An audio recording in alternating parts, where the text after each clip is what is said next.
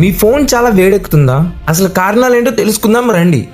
Number 1, ఎక్కువసేపు gaming లేదా heavy apps కారణం వల్ల CPU, GPU ఎక్కువగా పనిచేస్తాయి. దానివల్ల ఫోన్ వేడెక్కే అవకాశం ఉంది. ఇలా అవ్వకుండా ఉండాలంటే 30 minutes to 45 minutes చిన్న బ్రేక్ ఇవ్వండి. నెంబర్ 2, ఛార్జింగ్ చేస్తూనే ఫోన్ వాడడం. దీనివల్ల ఛార్జింగ్ ప్లస్ ప్రాసెసింగ్ కలిసి ఎక్కువగా హీట్ చేస్తుంది. దీనివల్ల ఫోన్ వేడెక్కే అవకాశం ఉంది. అలా అవ్వకుండా ఉండాలంటే ఛార్జింగ్ సమయంలో ఫోన్ వాడకండి. నెంబర్ 3, డైరెక్ట్ సన్లైట్ ఫోన్ మీద పడడం. కారణం ఎండలో ఫోన్ టెంపరేచర్ వేగంగా పెరుగుతుంది. దానివల్ల ఫోన్ వేడెక్కే అవకాశాలు ఎక్కువ ఉన్నాయి. ఇలా అవ్వకుండా ఉండాలంటే నీడలో ఉంచండి, లేదంటే కారులో కానీ ఎండలో కానీ అసలు వదిలేయద్దు. నెంబర్ 4, బ్యాక్గ్రౌండ్ యాప్స్ ఎక్కువగా రన్ అవడం.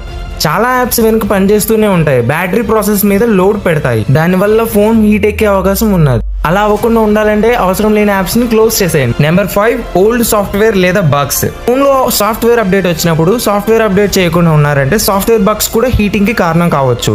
ఫోన్ సాఫ్ట్వేర్ ని అప్డేట్ చేయండి.